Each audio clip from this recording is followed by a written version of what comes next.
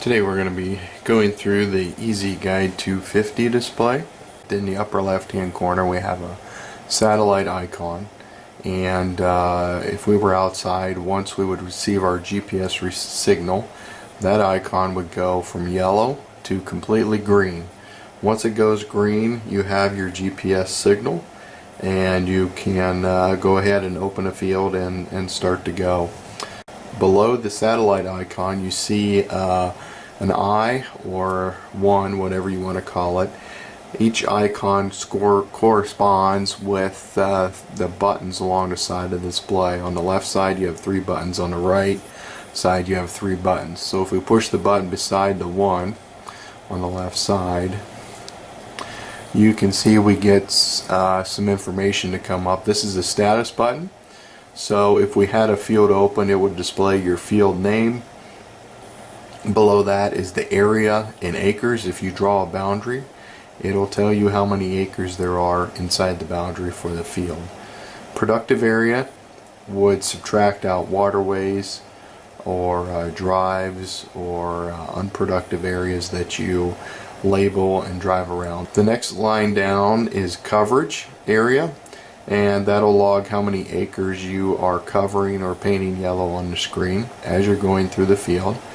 You have your nudge, if you need to nudge your line, that is, and or shifting your line to the left or to the right, and to how many inches you need to do that. Your implement width, what it is set to, and your implement overlap, what that is set to, if you have some. If you hit the status button again, you will get your GPS information, you will get your correction source, your current status. It'll show you the number of satellites, the local time, your degree heading. Your degree heading would be important for using the A+ pattern. And the last line is correction age. If you push it again, it goes away and you got your regular run screen. On the right you have 3 different icons, and on the top you have the OK button and then an up and down arrow below that. Your top icon, it's kind of like a circle with an arrow. That is where you would go to open a field. So if it is highlighted, you can hit the OK button and it'll take you through the necessary steps to go open your field. We will come back to this. If we need to go back a screen, the red icon on the top is in relation to the top button. If I hit the top button, that'll take me back to my previous screen. The next icon down is a magnifying glass. That'll zoom you in or out. The bottom icon is your wrench icon. This is where all your settings are done in the display. So if we hit the OK button once it's highlighted, and I am moving between the different icons by using the up or down arrow. So if we go into the wrench, and you will see configuration menu here, and you move up and down by hitting the up and down arrows. User mode should be advanced. It'll also be on easy from the factory. The next one down is SBAS positions and balance quality. That has to do with GPS settings.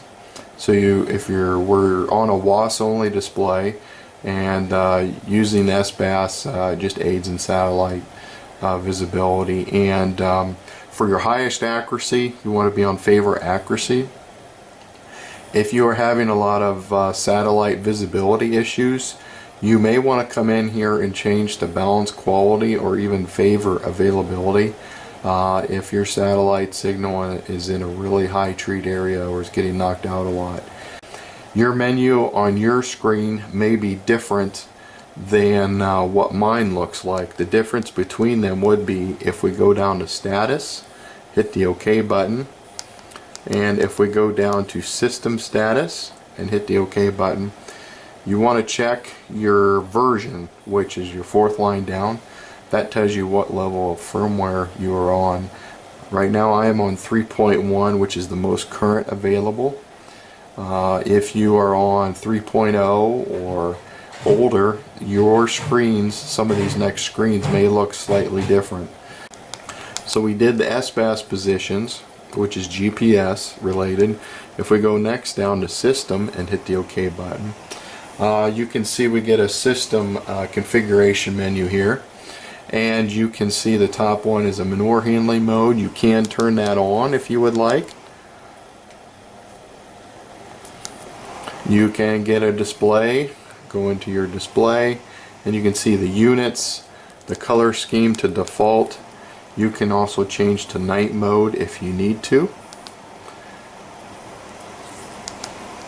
If we change it to night mode, you can see how the screen changes for you. You may prefer that compared to the default setting. You can see time zone in the Eastern time, depending upon daylight savings or current time we're on. You may need to choose that. The next one down is view, and what this is saying is you can have a trailing view or an overhead view while you're in the field, and it can swap between those views, whether it's whenever you get to your headland area and you're turning to make your next pass, it'll swap. You can also do it on when you engage your Easy Steer system. If you have Easy Steer hooked up to the Easy Guide 250, you can change views when you go to the Easy Steer and whenever that steering is engaged, or you can go to manual, in that you are manually switching those views. You may want to be on manual unless you like the trailing view for when you're going through the field. You can put it on the other two settings if need be.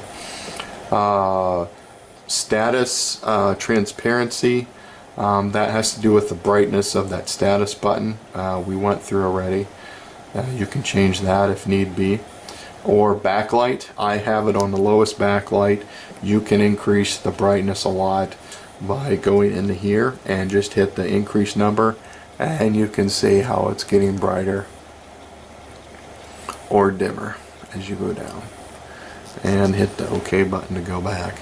So that's a little bit about the display, and we go back one screen by going back with that red icon there. So that was the display. Our next line down is guidance, and if we go into guidance, the first thing you'll see across the top is minimum turn radius mode. It's going to adjust your turn radius, especially for steering or your lines, based on how sharp a turn. If you want to disable this, you can. Just bear in mind, if you have Easy Steer, you will get sharp turns, and your steering could disengage as you go around them, or not follow them very close would be the other downside to that. Or you can manually adjust your setting if need be. Tight turn threshold, so if you were to lower this, it would increase the sensitivity. If you raise it, it lowers the sensitivity. Clear nudge at end of swath, you want to leave that off unless you need to nudge on every round, and then you would want to turn that on. What that means is if you were to nudge your line 2 inches to the right, it would stay nudged the whole time you're in the field, unless you actually nudge it back or nudge it further. It would stay nudged 2 inches to the right that whole time. Coverage delay, that has to do with a delay in your coverage mapping. Depending on what you're doing in the field, this may be important to you. Coverage logging, if you highlight that and hit the OK button, you can see you got some options. And manual, engaged, or switched.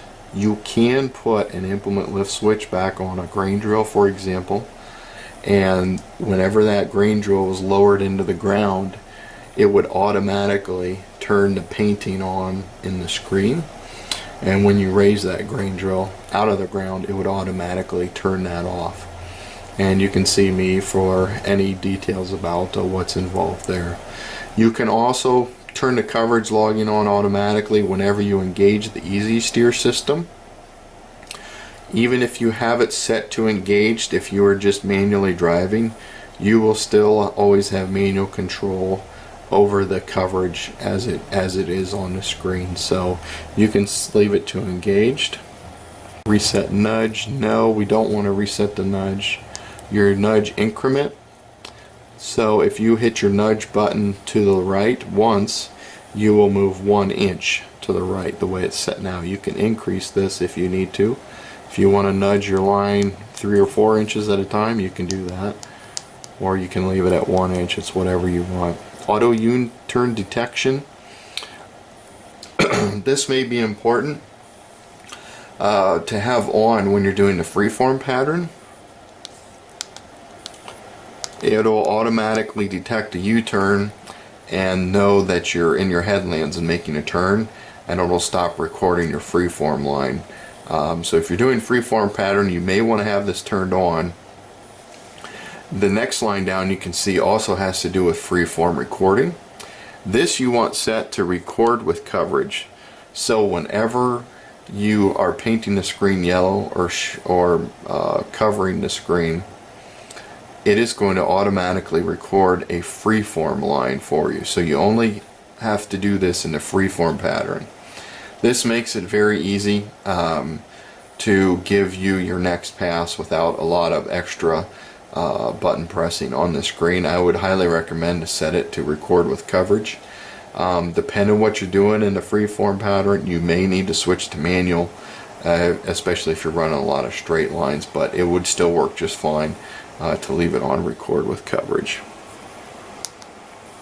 So another aspect of that record with coverage, if you were to have an implement lift switch on, it would only record a line whenever you have your implement down in the ground. When you lift your implement up, it would stop recording your coverage. Or if it's on when you're engaged your steering, it would record a line whenever that your steering system was engaged, and when you disengage the steering system, it would stop recording a freeform line for you. Headland infill switching. When you're in the headland pattern, you can have it automatically switch to the infill pattern, but in that case you would have to drive inside your headland complete circuits. In the manual setting, you could manually switch to the infill lines if need be. We'll leave it on automatic for now. Your next line down is light bar setup, and your LED spacing and your chase mode that we are set in for your main LED light bar mode. Those are probably the two most important ones on here. You can also adjust your brightness if you need to. With our LED spacing at 6 inches, what that means to you is when one red LED light comes on the screen, that represents 6 inches away from your AB line or curve line or freeform line, is what that means to you. The main light bar LED mode is how you are going to respond to a red light if it comes on the screen, and you can either chase it or you can pull. It just has to do with your personal preference. I would suggest trying both to see which one you feel comfortable with. Most people seem to fall into chase mode, but each person's different in what they feel comfortable with. Swath finder setup. In the 250, you have an advantage. You can enable swath finder. It'll give you a loop on the end of the screen when you are in your headland areas to help you get back to your next pass.